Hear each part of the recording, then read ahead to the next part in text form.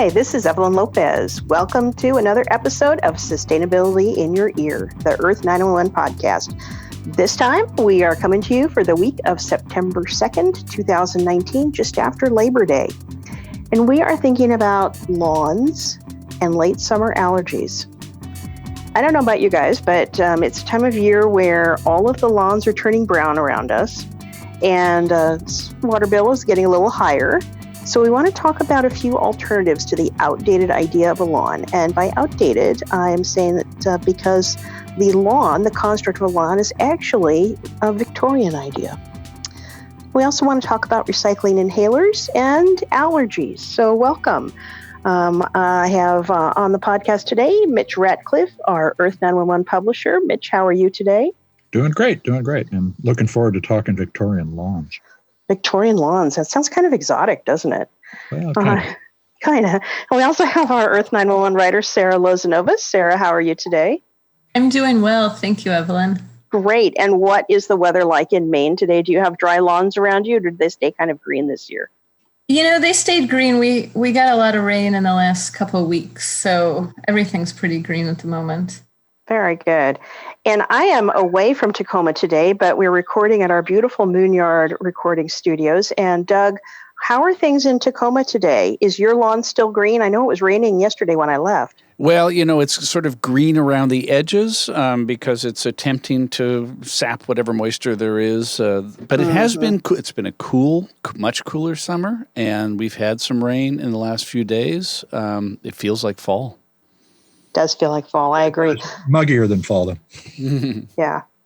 Well, I'm down in Los Angeles for a couple of days, and I got to tell you, the lawns, actually, a lot of the lawns are watered down here. So everything looks pretty green when you're at street level, but when you fly in, you see how very brown it all is at the end of summer. We had an article, Cutting Down on Lawn, Alternative to Grass, and this was by Gemma Alexander a couple of weeks back. We wanted to look at the options people have as an alternative to the lawn, because, of course, we spend a tremendous amount of water and a lot of chemicals on our lawns without really thinking about what that's doing to everything outside the lawn. Yeah, maybe it's green, but you might be polluting groundwater. You are certainly using a lot of water. And as you mentioned, this is a Victorian invention. The reason that the Victorians embraced the lawn was a way of actually showing they had subdued nature. It was like having a well-mown field, and it was pleasant to sit and look at, but it was incredibly wasteful. So we want to think about some alternatives. I often wonder how much people even enjoy their lawns. Like, so many resources go into cutting them and watering them and fertilizing them, but it seems often just more like a burden, kind of a cultural burden, like something we're supposed to do. As opposed to it's like something we get to talk about and kvetch about rather than they actually appreciate. Yeah, and how many people are actually, throwing a ball around on their lawn or having a picnic? Right. I think it's that, Sarah. I think it's that sort of idealized sense of what we will be doing on our lawn. I know we have a very lovely bocce ball set and a lovely croquet set that have never been used on our lawn. But think about how it would look. Yes. I always thought about that summer garden party where everyone's over and it'll be so nice. And we've never done it. And I'm talking like over 20 years, we've never done it. And you still have that bocce set and that croquet set. Absolutely pristine.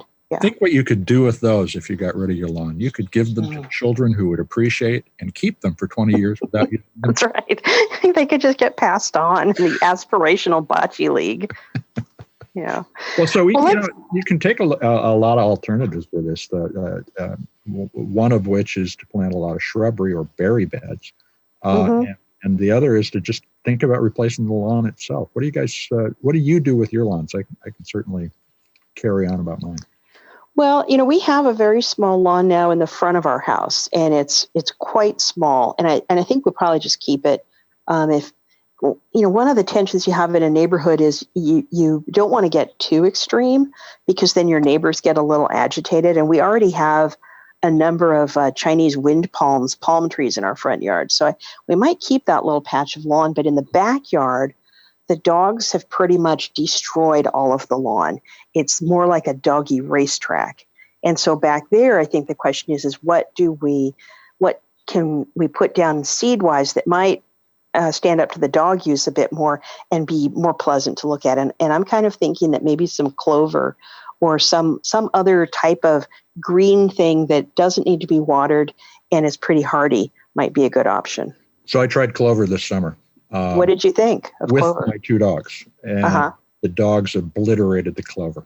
Oh, okay. It doesn't get a good foothold and grow to resist their claws.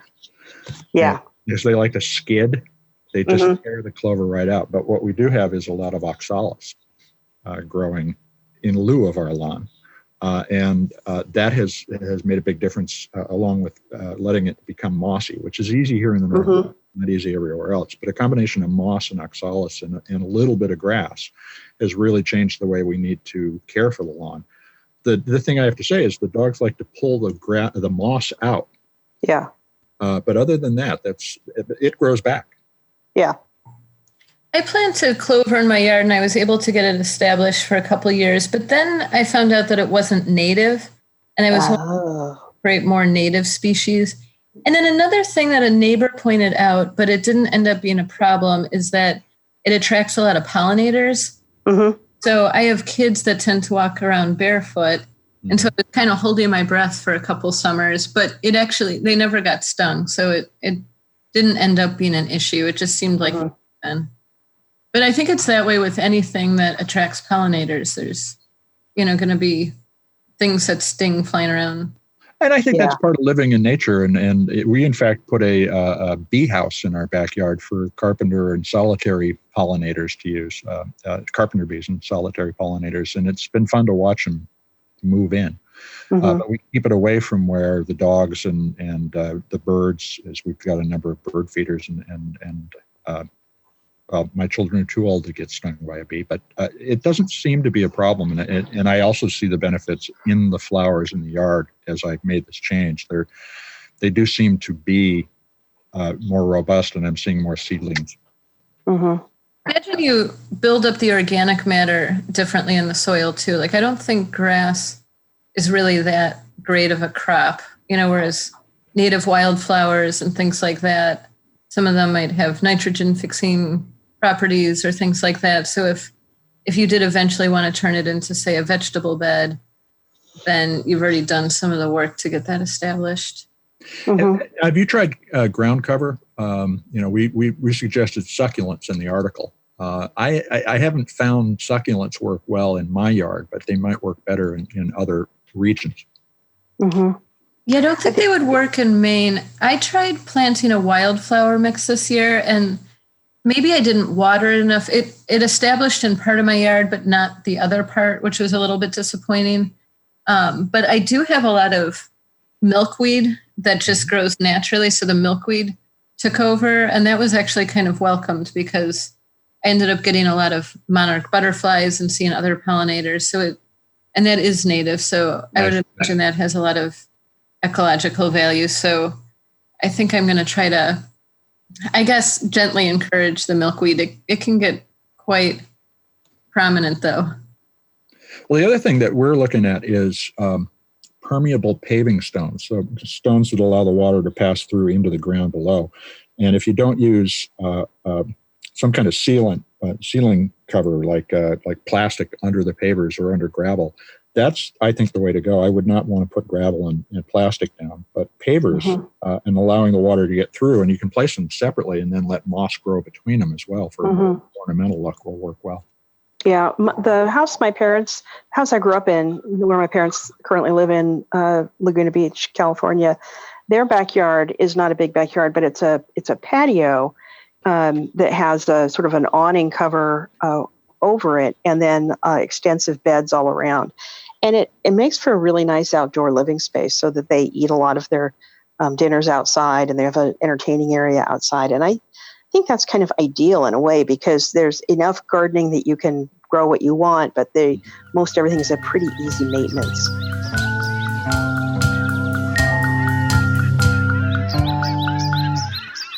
This is a great starting point, but let's talk about some of the other things that are going on at this time of the year, like allergies. as we move into fall. It's also more fungus or mold and fungus as well. We've got a good article on tips for minimizing home allergies that we wanted to share, which includes a lot of indoor things like reducing the clutter that you have, washing your linens naturally in order to get rid of the dust mites that populate your house.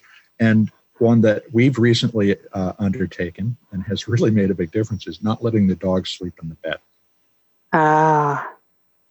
Hurts the heart, helps the lungs. Yeah, I don't think we're going to be able to do that.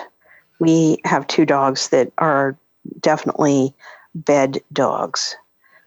Well, in that case, you should at least be putting your pillows and everything, all your bedding into the dryer on high every once in a while. Those mites. That's what I thought. That was a really interesting part of the article, because I tend to want to wash most things on either cold or we have a setting for eco warm that's just warm enough to dissolve the detergent, but not more than that. But I am going to change my practice, and I'm going to do some real hot washes every time I do my bedding, because I do not like the idea of creating a healthy environment for dust mites. I think that is really disturbing.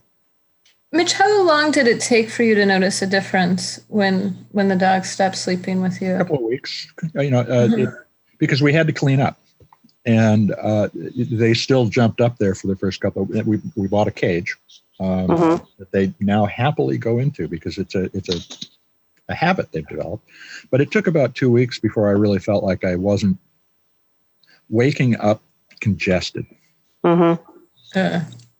Yeah, I was just curious because it seems like allergies can be really hard to pinpoint. And so trying out different things makes a lot of sense. Washing and drying the sheets on high for a month or two, see if it makes a difference. And maybe it doesn't. And then trying some other things I think it gets tricky though when you try a few things at once and then you don't really know what was effective. Yeah, and the thing is I also have found as I grow older that I develop new allergies, or allergies become more severe. So I'm also not exactly sure what I'm responding to all the time. Yeah, I think that's very true. I don't think we're not aware that we have pet allergies, but we have a number of other allergies, so it's a little bit hard to tell.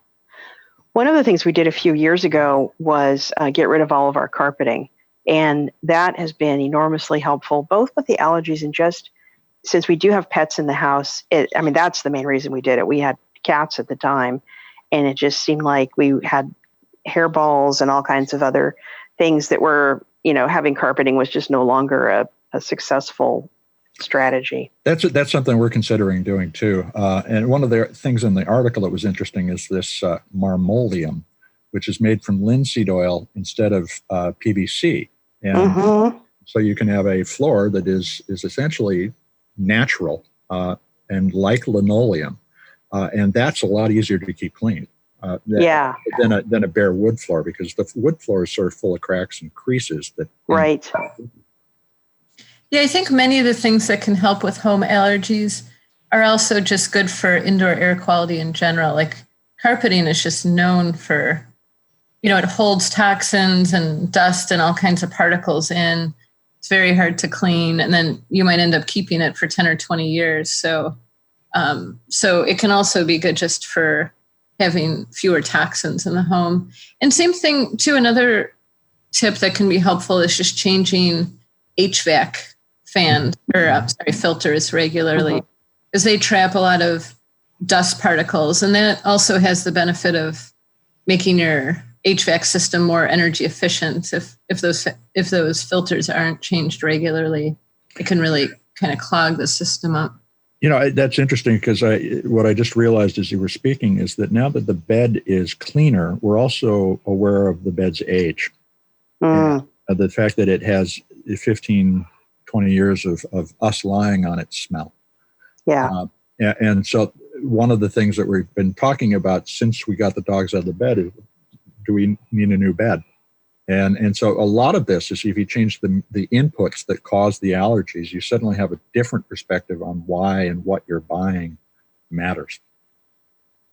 And so we might end up going with a new bed, and get a sustainable mattress this time instead of the ones that we have purchased in the past, which are the antithesis of sustainable. Mm-hmm. I've heard that some of the non-toxic latex mattresses can be really good because I believe they don't allow dust mites to live in them. There are some that have a kind of a resistant cover too. So you know, you've got that ranking article on sustainable mattresses, which I've been looking at and considering as I think about this new mattress. But you know, the other thing is that the sustainable mattresses tend to be these mattress in a box versions, which are a lot less expensive than going out and buying a traditional bed. Yeah, I think they're probably a little easier to maneuver around too if you are used to, you know, sort of flipping your mattresses over and, you know, doing that every couple of months. Yep. Yeah. Well, so let's talk about the other allergy article we had, which is like allergies. Which, you know, for me, I have all these allergies, so this was interesting. Mm-hmm. I think this is a really interesting article on kids' allergies. I mean, the one thing that I would say that I think we should always say, which is, you know, some allergies are very serious and, you know, you do need to work with your doctor. And if your child or family member needs an inhaler or medication, then that's what they should get. But there are also these natural things that you can do to try to help boost your immune system and try to, you know, aid in fighting allergies or making them less problematic. I know we are very careful now, but I make my own yogurt. And so both my husband and I have noticed that our digestive systems are working better. And I think our allergies are a little better too. And I am chalking it up to the, you know, really robust probiotics we're getting every morning when we eat that yogurt. Well, one of the suggestions here was to drink unfiltered apple cider vinegar in a glass of water 3 times a day. And this really apparently builds up the enzymes that help us deal with the allergen. And that was an interesting one. The other one that was new to me, this was quercetin, which is a natural bioflavonoid that inhibits histamine release. So it does exactly what the nose spray does, but it does it without the nose spray. Yeah, I think that's really interesting. The apple cider vinegar, I've tried drinking apple cider vinegar at different times. I've never been able to feel that it had a significant impact, but I will say it doesn't taste great. I'm not sure if you could get your kids to drink a glass of water with apple cider vinegar in it 3 times a day. Sarah, have you ever tried anything like this with your kids? I haven't. Thankfully, they don't have issues with allergies, but my kids really like kombucha. I make my own kombucha, and I wonder if that might have some of the same benefits because it's supposed to have a lot of enzymes and a lot of bacteria. So that might be a more palatable option. I make it myself, and sometimes I ferment it maybe just a day less than I would for myself because my kids like it when it's just a tiny bit sweeter. Some of the store-bought stuff kind of has quite a punch, and I don't know if kids would like it, but that might be a way to kind of sweeten the deal for them, or to just add a tiny bit of fruit juice, you know, just put in an ounce of pineapple juice or something, or mango juice to sweeten it a bit. Yeah, the cider does not appeal to my taste, and I can't imagine having had my kids drink it on a regular basis without sort of being viewed as an ogre. But you know, this is these options are available, and it isn't necessary to go out and buy drugs. And that's something that also has benefits in terms of the disposal of these materials later on. And they're things that just strengthen the body overall, like having healthier gut bacteria is just a good thing for the immune system in general to fight off colds and to have, you know, effective digestion, all kinds of things. So there's quite a few benefits. My kids, though, by the way, too, they will drink nettle tea. I actually have a nettles patch, and if I give them nettle tea, they'll definitely drink that down. Especially, I was going to ask you about the nettles. I remember that you said you had nettles and that you harvest them and made a nettle tea out of that. Yeah, and I'll dry them so I can have them throughout the year. But yeah, it's also a great source of minerals and iron as well. I think it's just good in general to eat as many wild foods as possible because so many of our foods are cultivated and come from, you know, altered genes pools and things like that. So nettles is a great way to infuse some wild edibles into the diet. Yeah, I also, having cut down on dairy recently, have noticed that has reduced the overall impact of the sinus allergies that I suffer. So the dietary changes that you're talking about, and starting your kids off in life with those kinds of drinks rather than the sweet, sugary things that we grew up with, is that's an element of progress. We just have to find a way to make it more easily accessible to everybody. Yeah. Well, and I think one of the things is all of us are kind of greenish people, obviously. That's why we're doing this show. And so I think we're more likely to try dietary changes and, grow nettles for nettle tea or make your own yogurt. And I think sometimes, when you hear people talk about that, you think, well, God, that's a lot of extra work and I don't have a lot of extra time, which I agree with 100%. But the nice thing is that even your regular market now will stock some of these things pretty routinely. And, if you can do something like, adding the kombucha or adding things into your diet that can help you avoid some of these negatives, you will save time and money not having to treat the symptoms if you can figure out the underlying causes.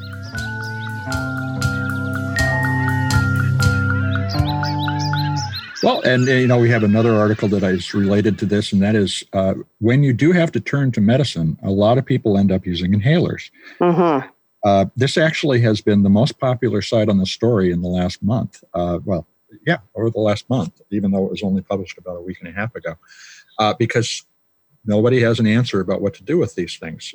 There's two components to an inhaler. There's the canister that holds the drug, which may be a dry or a mist formula.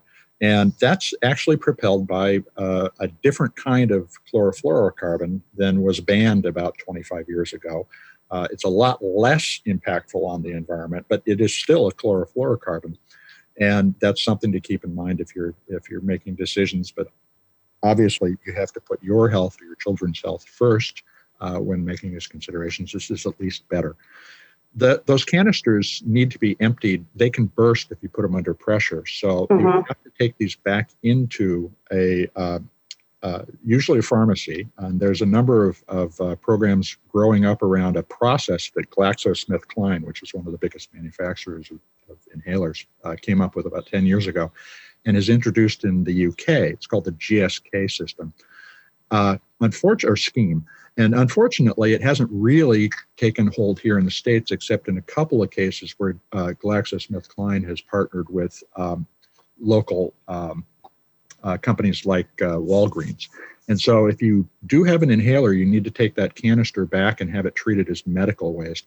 But the plastic top, both the cover on the dispenser and the dispenser itself that issues the dose, are just regular plastic. Typically plastics 1 or 3 and sometimes 5. Plastics 1 through 3 are widely recycled, and so you can take those off, put them into your recycling bin, and they should be taken care of if your recycler accepts plastic. So that's a good thing to know. But I was really surprised by how many people responded to the story with, "Wow, I finally know what to do with these things." And so now that we've talked about the natural alternatives, knowing that there are good ways to recycle the non-natural alternatives gives you a lot more choices. Yeah, I think it does. And this is really, we have some asthma in my family and do have the inhalers. And I don't think we have been disposing of them properly. So I'm going to check with our local pharmacy and see if they will do a take back. So I think we've just been putting them in the trash. And most people do. 58% of people who were surveyed in the UK do just toss them in the trash. Yeah. So we will have to stop that. And the nice thing and I know in Washington we have a pretty strong, robust medicine take back program. And I really hope it spreads, because this is such a problem for all medications in a couple of ways. One, the medications can be misused or, taken and distributed on the street for, problematic behavior. But even if you try to get rid of them yourself, if you put them in the trash and, don't flush them down the toilet, but I think some people do flush them down the toilet, it's getting into our ecosystem and creating all kinds of problems that we don't even really understand the full extent of, because, these these drugs will build up in our, in our ecosystem, in our animals, in our plants, and we don't know what will happen. In Puget Sound, salmon comes with antidepressants. Right, which isn't really a marketing positive. I mean, yeah. Well, I think our hope is that the hopeful thing is that we can use policy to drive this. And in the state of Washington, for instance, we have drug take-back programs that are state funded. And whether the feds ultimately decide to get more involved in trying to drive recycling, or whether this still does fall on the states and municipalities, those kinds of programs are the right way to think about a community organizing to make sure that we are getting this stuff back out of the system, not just tossing it in the trash. Yeah. It's interesting to me because it's sort of like, before we were born, long ago, there wasn't sort of good community trash pickup. And it was because trash would build up in people's, in vacant land and other places and create problems with rodents and pestilence and all kinds of things, that we developed all of these sanitary landfills and things like that. And this is kind of our modern equivalent of, we have a problem. What are we going to do with it? And I think that responsible state and local governments are working on ways to deal responsibly with this current problem. Yep. And it's an opportunity for us to, as we go into the 2020 election, make this an issue. And of course it will be. It definitely will be.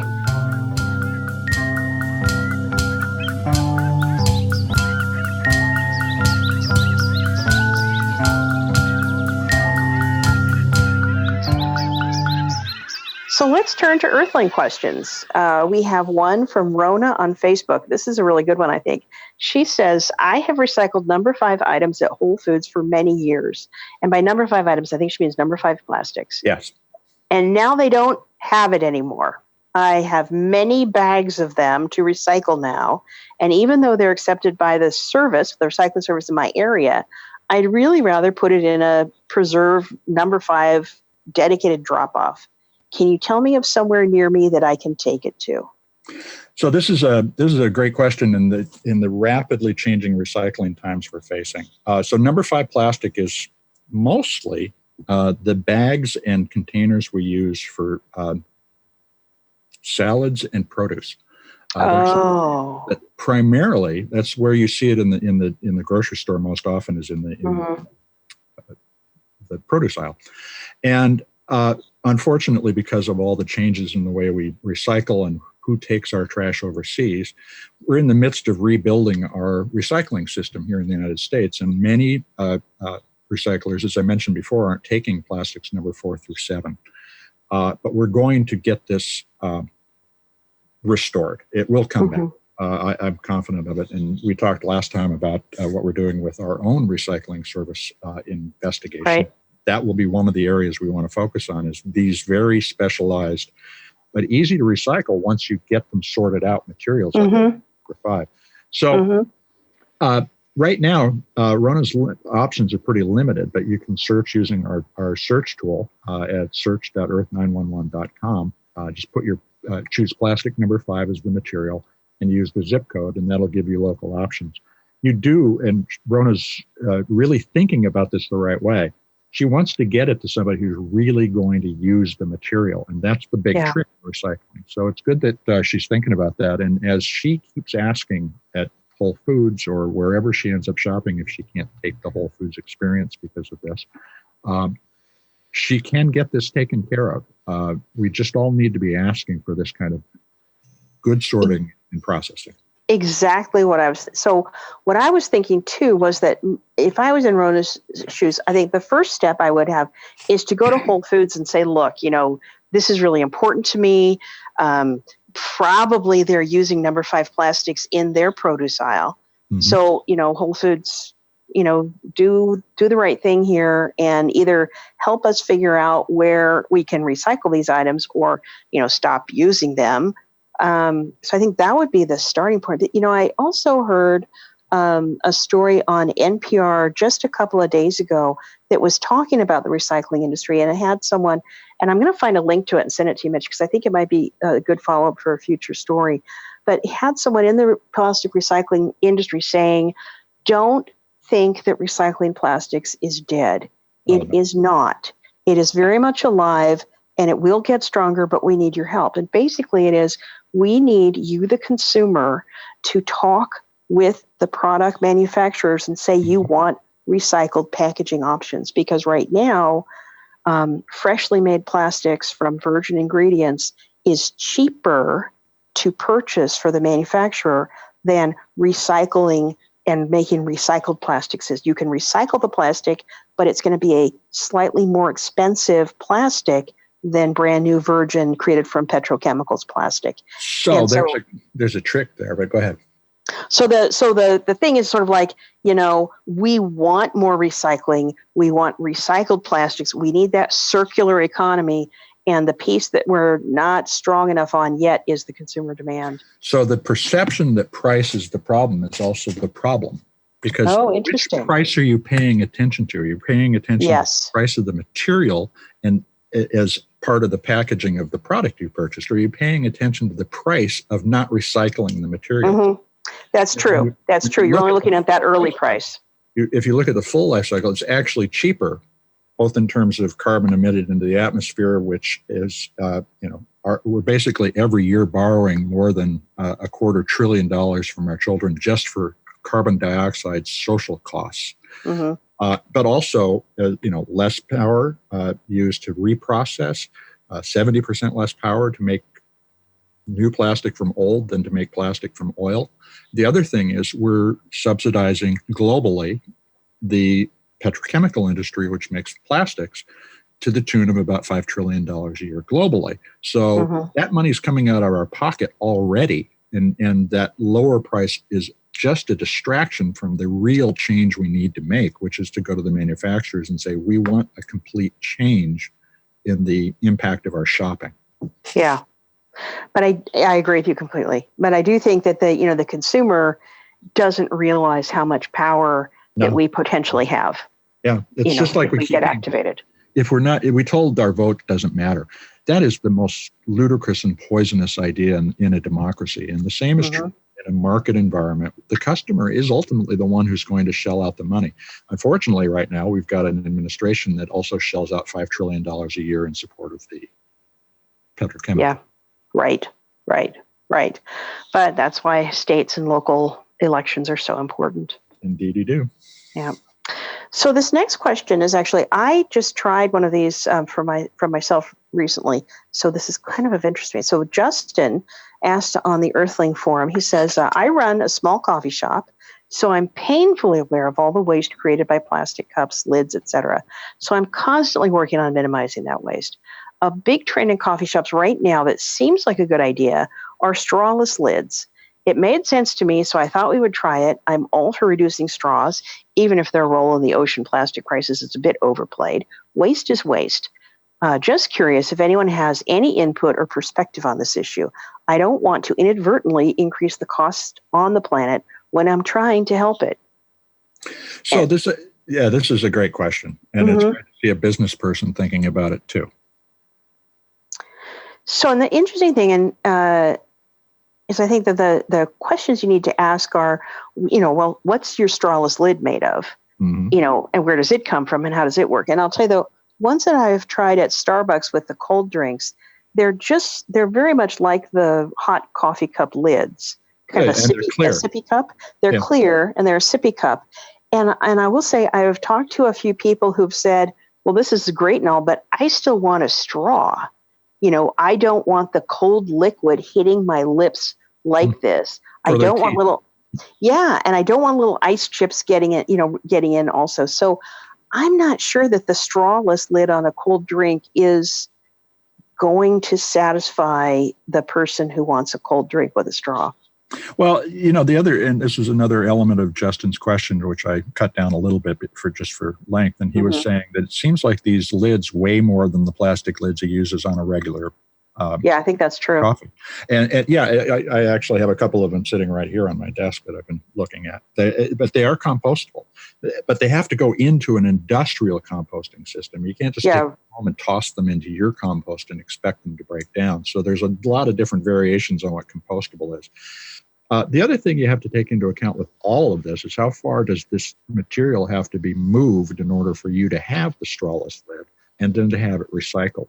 And we don't necessarily have good, solid local recycling options that can take this stuff, put it into industrial compost, or if you're using the regular plastic lids, recycle the plastic lids.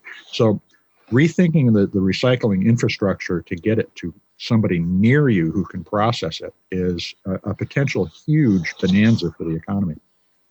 Mm-hmm. I think so too. I think if I was a coffee shop owner, I would maybe take a little bit of, buy some, but take a little bit of time to survey my customers, because if they're going to want a straw anyway, then it may not be a worthwhile change. And if you can affect customer behavior by giving them a slight discount, let's say, 5 cents off if they bring their own straw, if they bring a metal straw or a wooden straw or something, that might be a good option.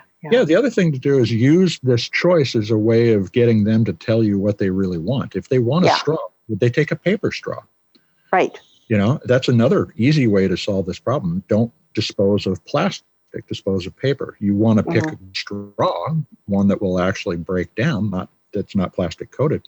But again, because he's thinking about this, Justin's asking all the kinds of questions that are going to result in an actual change, because when he buys these lids or straws, he buys them by the thousands. Right. His customers can have a huge impact by giving him that feedback. So the other thing is, Justin, there will be more choices available to you, because as Starbucks and other major coffee cup and drink cup users invest in more compostable or recyclable options, those are going to be available to everybody else in the market as well. Mm-hmm. Yeah. And I definitely think, the coffee consumers are interested in this, and they are paying attention. So I think this is an area where, you will see rapid changes. Well, let's find go ahead. So the Earthling Forum has been quite busy recently, and so we have another question from there. Yeah. So Ms. Indiana asked on the Earthling Forum, this is an interesting question. I hadn't ever thought of this. I hadn't even really been aware of this practice, but can electroplated plastics, polystyrene in particular, such as electroplated silver, gold, and rose gold plastic cutlery, be recycled? If it requires special equipment and or processes, what % of recyclers have such equipment? It's a great question. I mean, we had to go do some real research to answer this question. I didn't even know about this plastic metal plated cutlery. Well, you'll see it sometimes, particularly at catered events. That's what I was thinking, like for wedding receptions, I can really, especially like when the rose gold, I thought, that would be pretty. I bet that's for weddings and other events like that. Yeah, and it's just metal that's literally plated onto the plastic. And the problem is that it is a composite material, which makes it not recyclable in the traditional waste stream. There are ways and there are improving methods to shred and separate the electroplating from the plastic. In other words, to get the plastic off the metal. And it's not really widely available right now. We looked into it. There's a couple of new machines coming out that do this. But the other problem is that the process isn't particularly efficient. You lose at least 30% of the metal material in the process, which means that's ending up in the waste stream.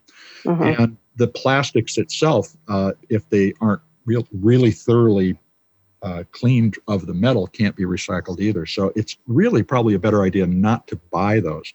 And if you do buy those and use them, to find a specialty recycler, plastics recycler, who has the technology.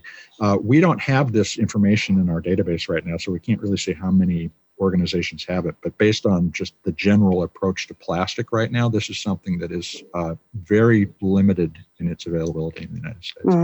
Yeah. And there's certainly places where plastic cutlery is sort of the logical thing to use. But I do wish we saw more caterers at events, using traditional metal cutlery and just, washing it and reusing it later. I'll take bamboo flatware. Yeah, bamboo flatware is a really good option too. And it's very attractive as well. Yeah. And it breaks right down. Nice. All right. Well, this has been very interesting. Some good discussions today, I think.